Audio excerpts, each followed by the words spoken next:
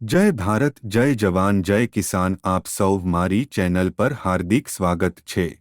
एक गाम એવું નહીં હોય કે એક મોટી એવી સોસાયટી નહીં હોય કે જેમાં આપણી કોઈ બેન દીકરીનો શિકાર ન બની હોય। એક લાગે છે ને મારી ફાટે છે આ લુખા વામે એ કેવાની તૈયારી હોવી જોઈએ। મેં કીધું તમે આવવા તૈયાર છે, લડવા તૈયાર છે, આખી ફોજ છે। સમાજના આગેવાનો, શ્રેષ્ઠીઓ, ઉદ્યોગપતિઓ, આગેવાનો, નેતાઓ બધા જ પક્ષના બેઠા છે। ત્યારે હું આહવાન કરું છું આ સમાજને કાંઈ જરૂર નથી, માત્ર ને માત્ર હિંમતની જરૂર છે ને એના બજારમાં ક્યાંય ઇન્જેક્શન મળતા નથી। માત્ર ને માત્ર નિડરતાની જરૂર છે તમારે। માત્ર જોડે મદદ કરવી એ મોટા સમાજ તરીકે પાટીદાર સમાજની ફરજ છે મિત્રો। અને દાંડિયાના ક્લાસના મિત્રો આવ્યા હતા કે તમે અમારા રોટલા ઉપર પાટું મારો છો। હમણાં મારે ટીવી ડિબેટમાં કહેવામાં આવ્યું કે રોટલા ઉપર પાટું મારો છો। મિત્રો, રોટલા ઉપર પાટું નહીં, તારા માથા પર ધારીઓ મારવાની અમારી તૈયારી છે। જો અમારી દીકરી ઉપર હાથ ઊંચી કરે, જો અમારી બેન દીકરી ઉપર, હું જાહેરમાં લાઈવમાં કહું છું, સ્ટેજ ઉપરથી કહું છું કે અમારા મીડિયાનો કેમેરા પાછળ કરો અને બે હાથ ઊંચા કરીને આપણી કચકચાવીને મુઠ્ઠી અને કોઈના મનમાં રાતે પટેલિયાની બેન દીકરીને છેડતી કરવાનો વિચાર ન આવે ને એવી તાકાતથી જય સરદાર બોલવાનું છે। જય સરદાર, જય સરદાર। ખૂબ ખૂબ આભાર મિત્રો। આજે જે આપણે વિષયને લઈને એકત્રિત થયા છે એ વિષયમાં મારે બે ત્રણ પ્રકાશ પાડવા છે મિત્રો। પાટીદાર સમાજ હંમેશાને માટે નવું સ્વીકારવા માટે તૈયાર હોય છે અને નવું સ્વીકારવામાં સારું સ્વીકારવામાં એ ક્યારે ખોટું સ્વીકારવા માંડે છે, ક્યારે ખોટા રસ્તે જવા માંડે છે એનું એને ધ્યાન રહેતું નથી। પરંતુ આ સમાજ હંમેશા માટે પ્રગતિશીલ સમાજ છે, નવું સ્વીકારતો સમાજ છે।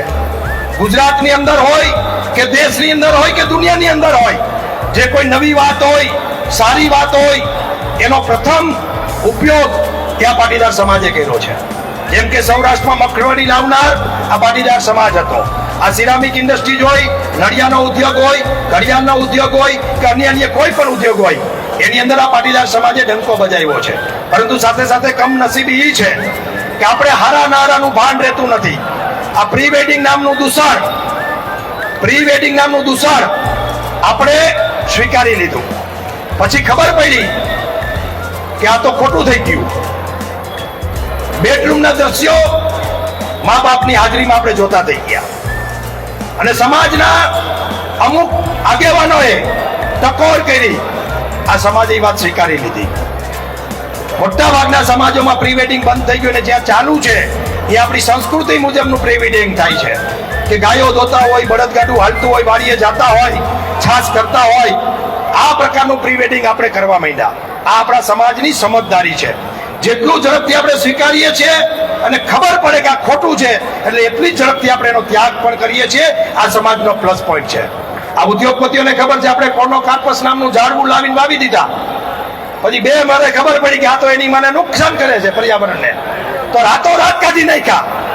એમ આ સમાજ ભૂલમાં સ્વીકારી લે કોઈ વાત, પરંતુ એને ટિબલેટ થાય, આવા આગેવાનો જયારે ઝાટકો આપે ત્યારે તરત સારી વાત સ્વીકારી લે છે। આ દાંડિયા નામનું દૂષણ, હું એને ડિસ્કો દાંડિયા ક્લાસ કહું છું।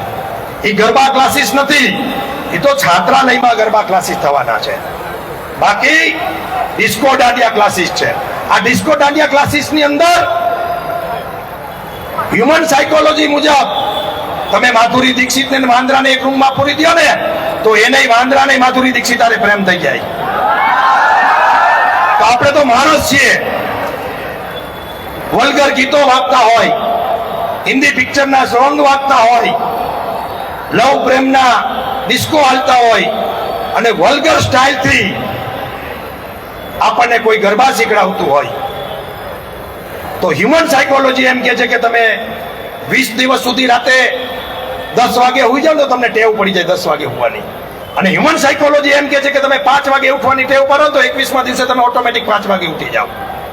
તમારા દીકરીઓનો વાંક નથી, જ્યાં જ્યાં ભૂલ થઈ છે ત્યાં માત્ર દીકરીઓનો વાંક નથી, એટલે એને 100% આપણે દોષિત પણ નથી કરતા। પરિસ્થિતિ, સમય, સંજોગો જે નિર્માણ થયું છે 90 દિવસ સુધી.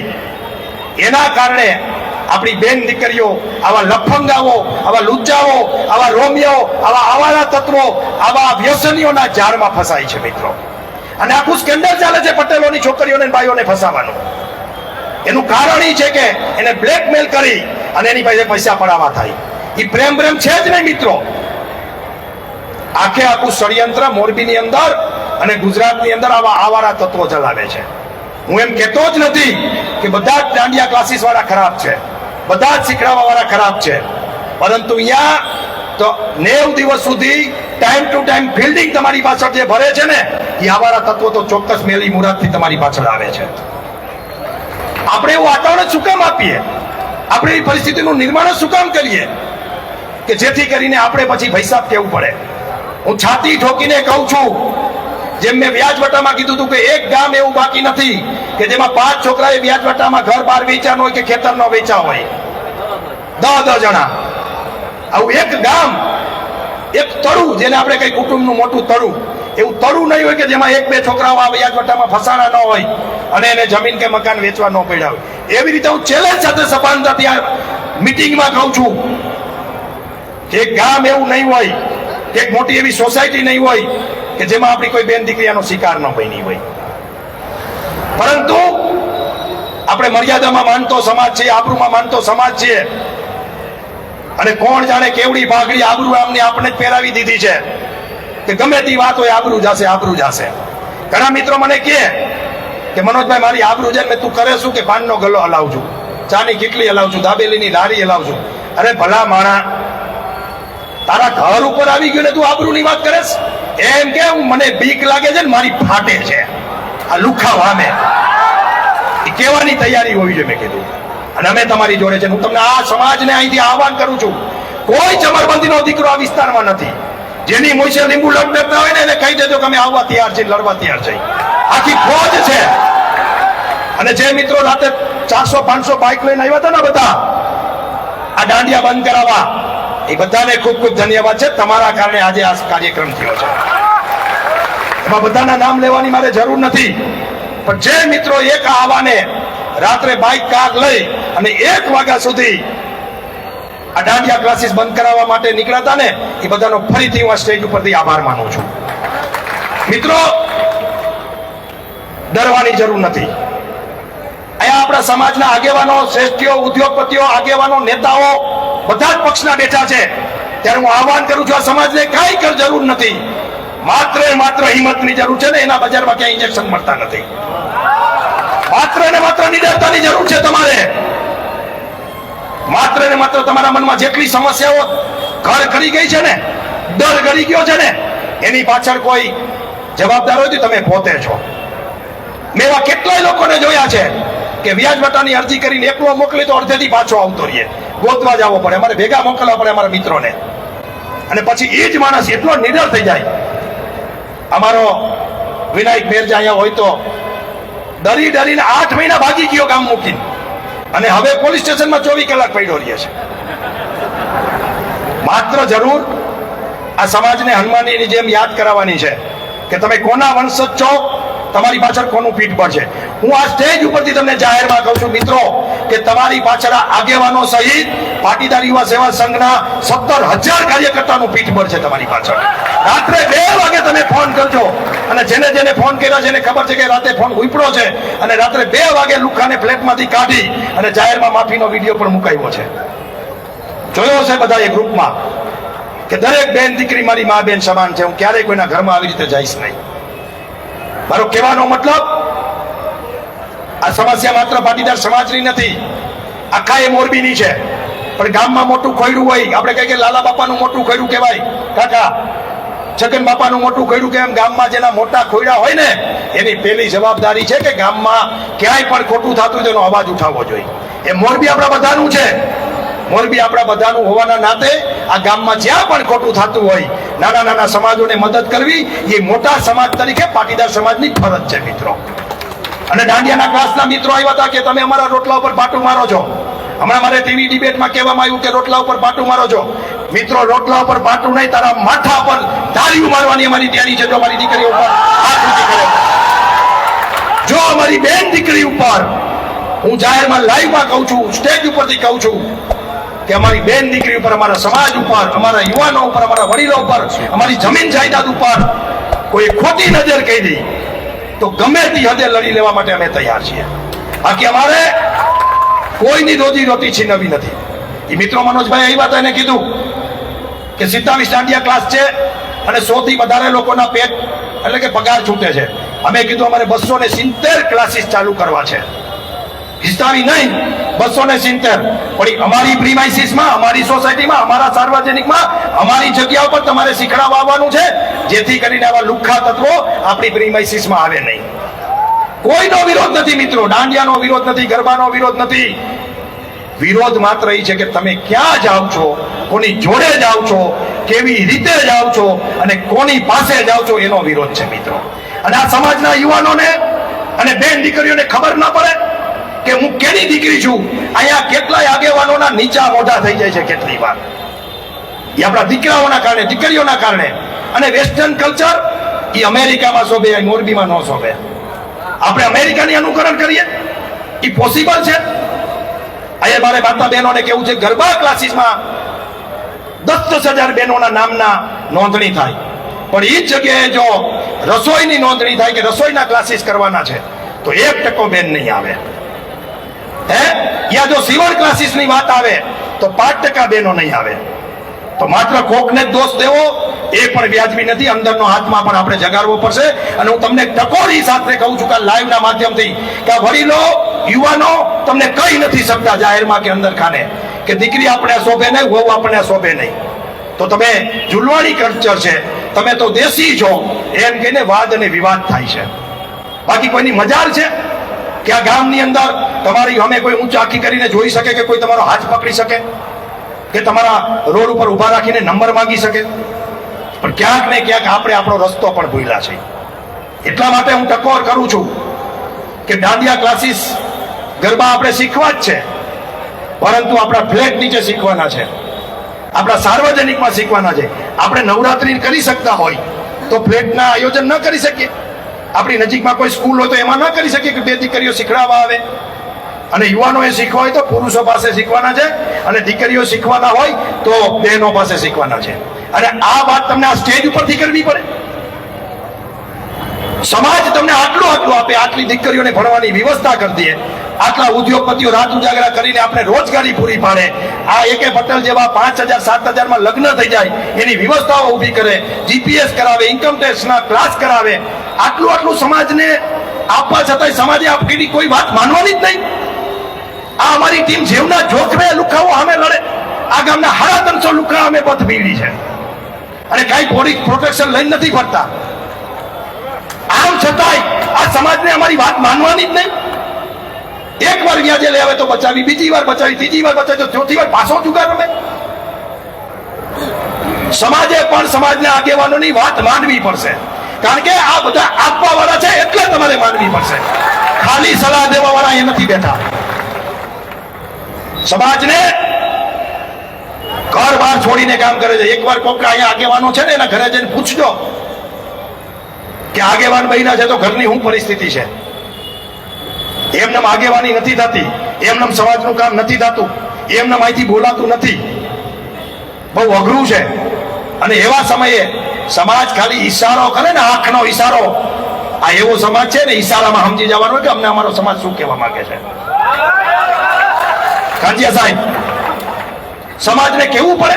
દાંડિયા ક્લાસ મેં આ મિત્રોને કીધું આપણે બંધ કરાવવા નથી જવા, આપણે સમાજને અપીલ કરવાની હોય.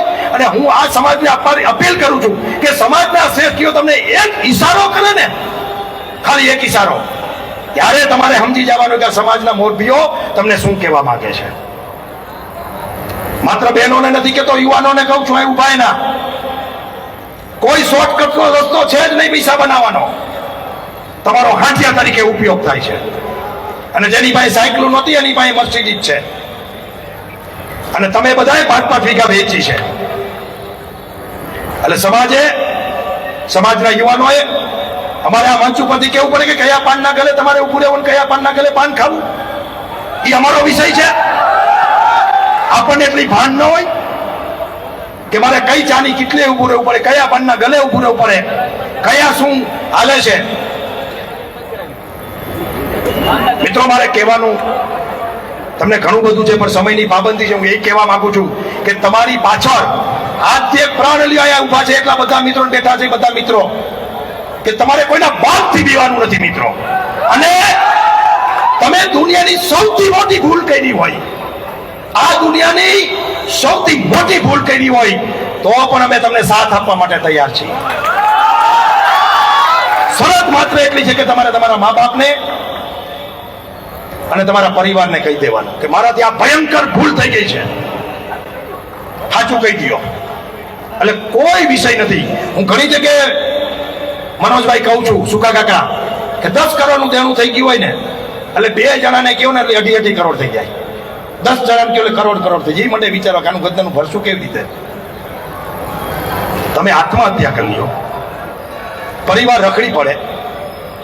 મિત્રો એ દુઃખી વાતનું છે કે આ સમાજના યુવાનોને ગમે તે પરિસ્થિતિમાં ગમે ત્યાંથી કાઢી લેવા તૈયાર છીએ, પણ છેલ્લા 6 મહિનાની અંદર 3 યુવાનોએ આત્મહત્યા કરી છે. એનો પરિવાર વેર વિખેર થઈ ગયો છે. તમને આત્મહત્યા કરવા કરતા એકવાર અમારી પાસે આવો, અમે તમને જાહેરમાં ગેરંટી આપીએ છીએ કે તમારી વાત કોઈ પાસે નહીં થાય. ડાબા હાથે કામ કરશું તો જમણા હાથને ખબર નહીં પડવા દે, એટલો વિશ્વાસ રાખજો. 700 થી 800 લોકોના કામ કર્યા છે. કોઈ દિવસ કોઈનું નામ લીધું, જાહેરમાં કોઈનું નામ પૂછાડ્યું? તમને વિશ્વાસ આપીએ છીએ. અને એમાં કરોડપતિથી લઈને સામાન્યમાં સામાન્ય પરિવારના લોકો આવ્યા છે, અને એનું કામ બધા જ આગેવાનોનો ઉપયોગ કરીને બધાનો સહયોગથી કર્યું છે. મારી એકલાની દેન નથી. અને કોઈને મનમાં ફાંકવું હોય કે હું સમાજથી મોટો છું, સમાજથી આગળ છું, મારે સમાજની જરૂર નથી, તે બિલકુલ વાત ખોટી છે. આજે હું હોય કે કોઈ પણ હોય આગેવાન, સમાજ પાછળ હોય તો જે આગેવાન છે ને, તો જે નેતા છે. જેનો સમાજ સાથે ન હોય, જે સમાજ જેની સાથે ન રહે, એ આગેવાન કે નેતા રહેતો નથી. એટલે તમારા બળબુદ્ધા ઉપર આવડી મોટી લડાઈ લડવા નીકળ્યા છે, તો તમારી પણ ફરજ છે કે સાથ અને સહકાર આપવો જોઈએ. મિત્રો, રાત્રે 11 વાગે ટંકારા પોલીસ સ્ટેશનમાં ઉભા રહીને એક મેસેજ કરવામાં આવે અને તમે 500 થી 700 મિત્રો ત્યાં ગાડી લઈને પહોંચી જાઓ, આ સમાજની તાકાત છે આપણી.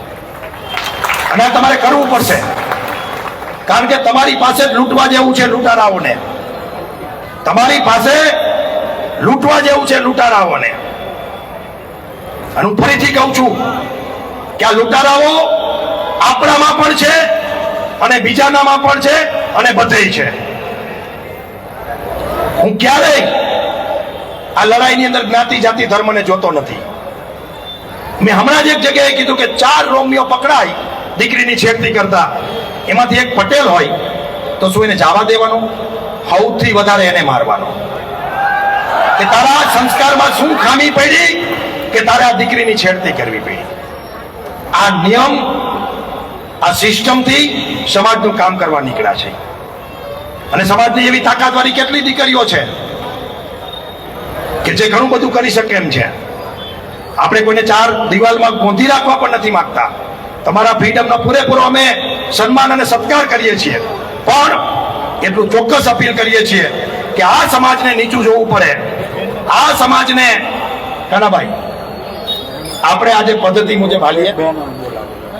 માઇક હંમેશા માટે મારો નિયમ છે કાનભાઈ, કે નક્કી કરેલા સિવાયના લોકોને તમે દો એટલે વિષય બગડે, વાત બગડે અને આખી સિસ્ટમ બગડે. આપણે બીજો કાર્યક્રમ આથી મોટો કરશું અને એમાં 4 બહેનોને અગાઉથી વિષય આપશું અને બહેનો બેસે ને આપણે બધા નીચે બેસું.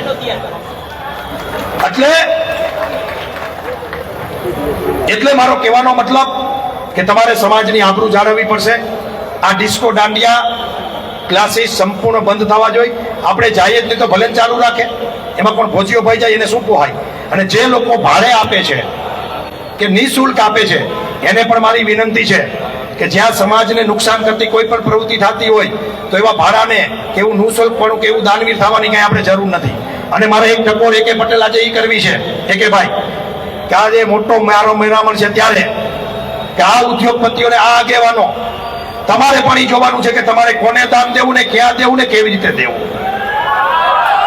અહીંયા ઘરના છોકરા ઘંટી ચાટે અને પારકાને આટો, અહીંયા 25,000 કરોડના કામ સમાજના કરવા તો બાકી છે.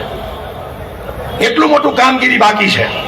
ત્યારે આપણે કોઈ આવીને હારી હારી વાતો કરે કે ઓહો તમારો તો ઉદ્યોગ આમને તેમને ફલાણું ઢીકડું, એટલે એના માટે લાખો રૂપિયા વેરી નાખી પછી જાય તો આપણે ઓળખે નહીં ક્યાંના છો ને કોણ છો.